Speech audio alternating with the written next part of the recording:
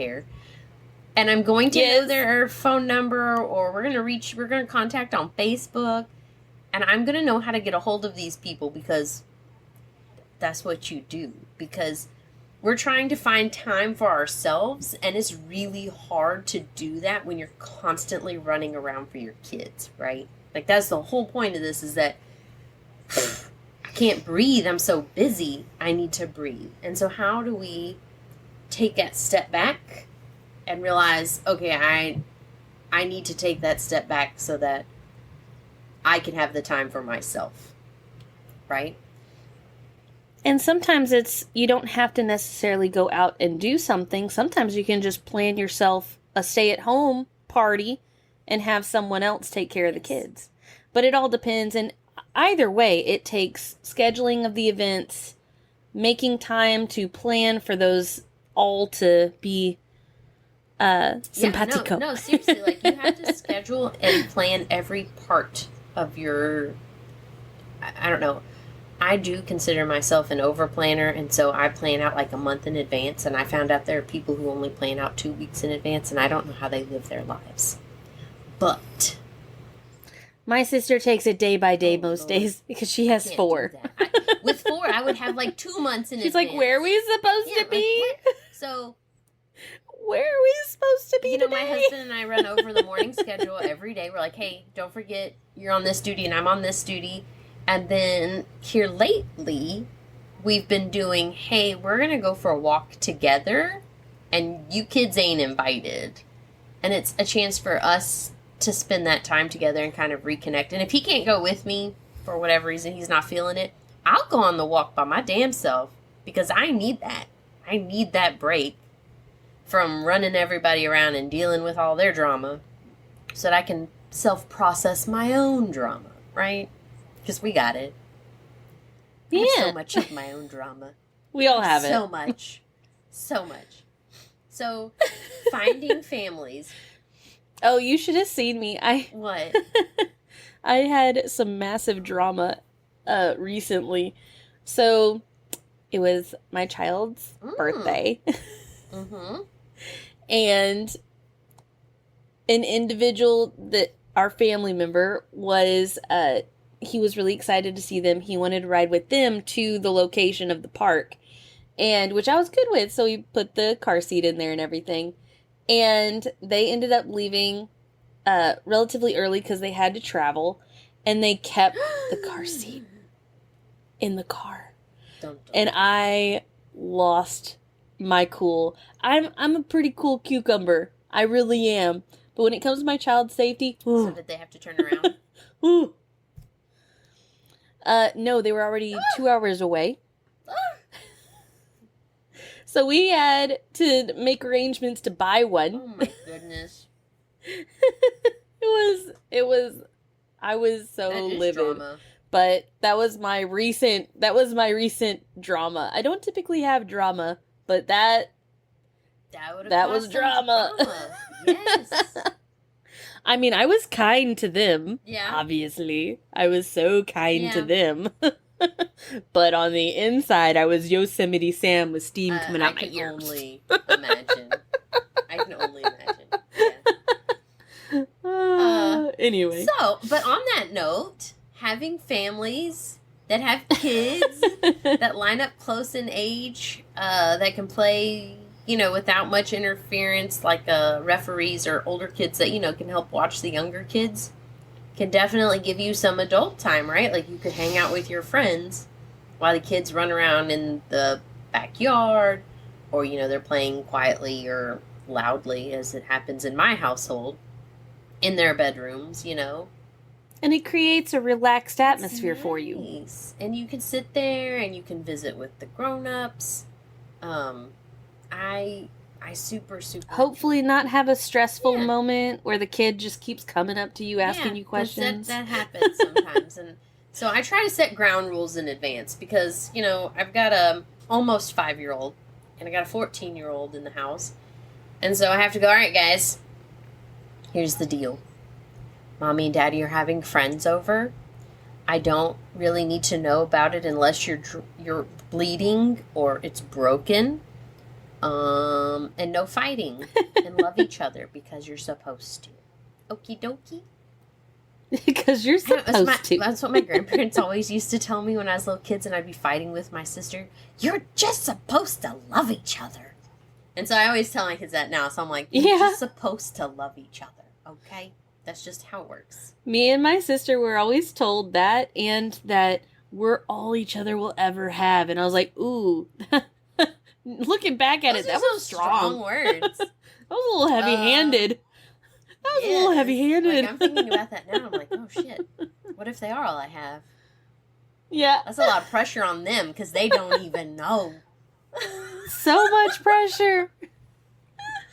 Oh, my gosh. But, I have to schedule with my friends and family, too, right? Like, because the kids' activities line up and how it happens. And, I mean, it's summertime right now, so we're slower. I keep telling people, this is our slow season. Forget that, I have a state dog show, and we have bees we have to feed on a schedule, and we have meetings we have to attend, for the different activities that my daughter does, because they don't stop. They go all year long. All the things. I think, August will be the closest I get to not having to do much. My kid has ADHD. Yeah? I think that is the activity, is my kid has ADHD. All right, yeah.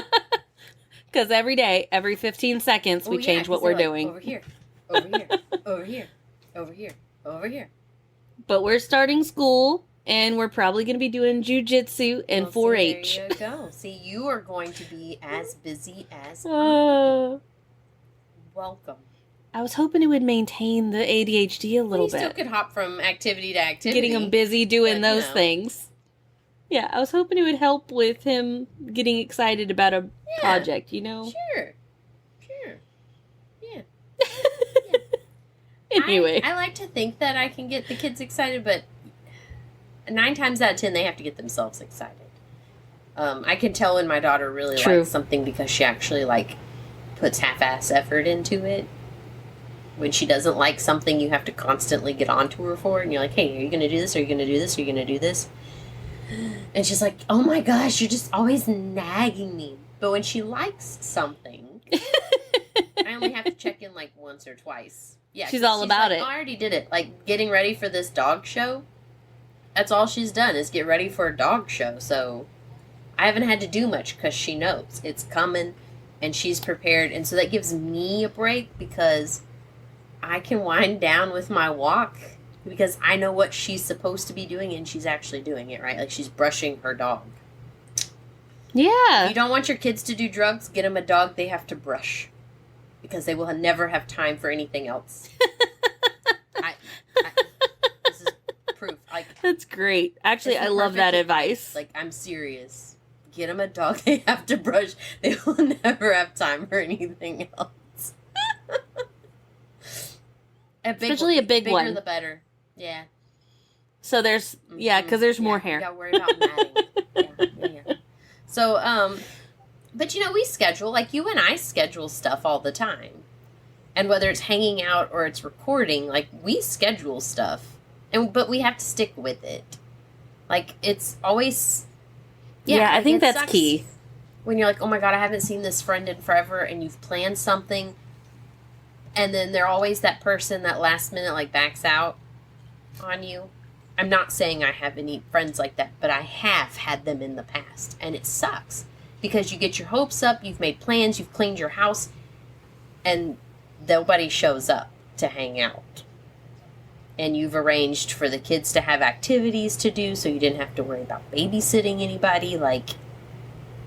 It's supposed to be a peach, right? No. And if you are one of those people, I definitely have one of those emotional meters where if I get too close to it, I can't handle being around a bunch of people.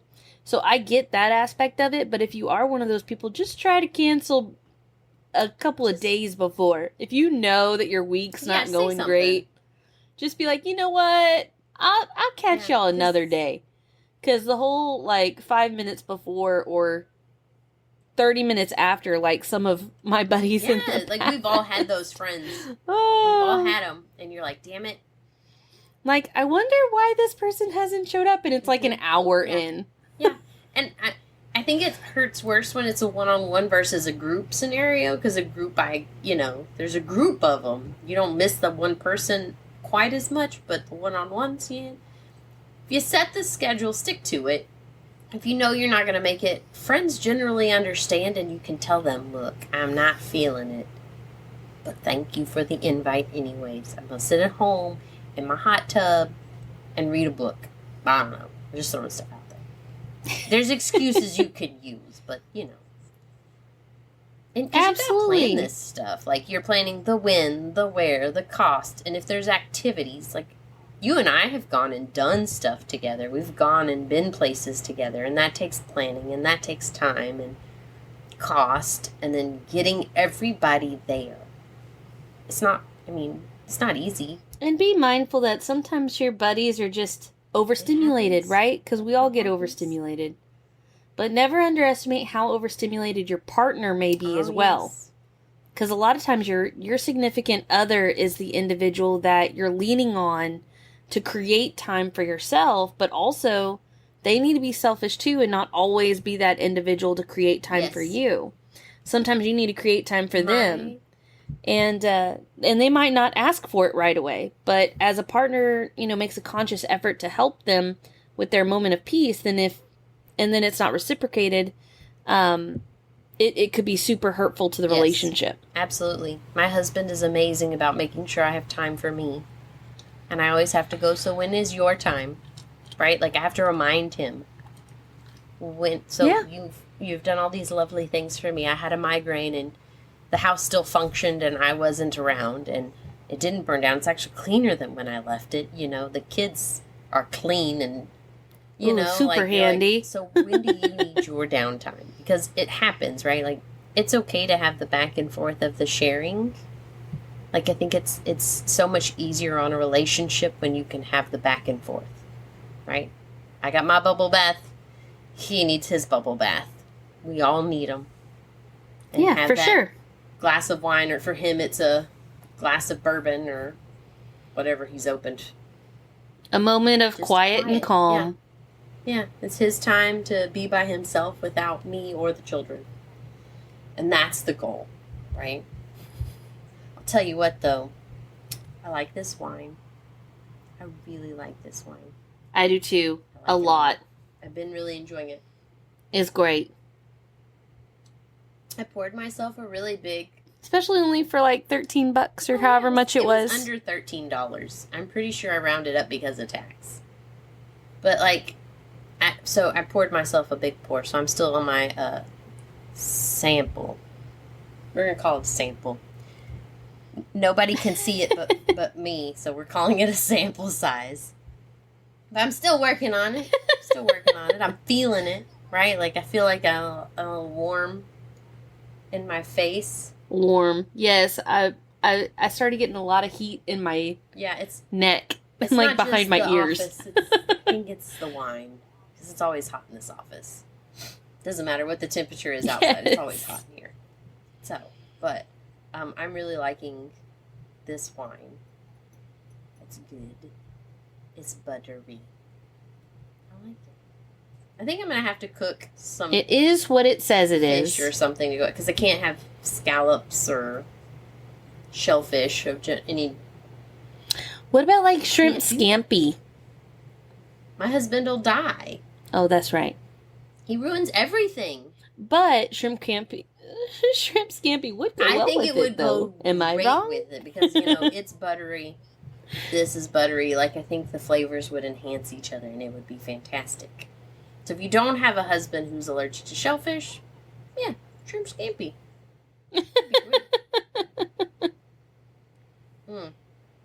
Well, we did find an article, and it is from kindredbravely.com, which is a clothing website from what I've gathered.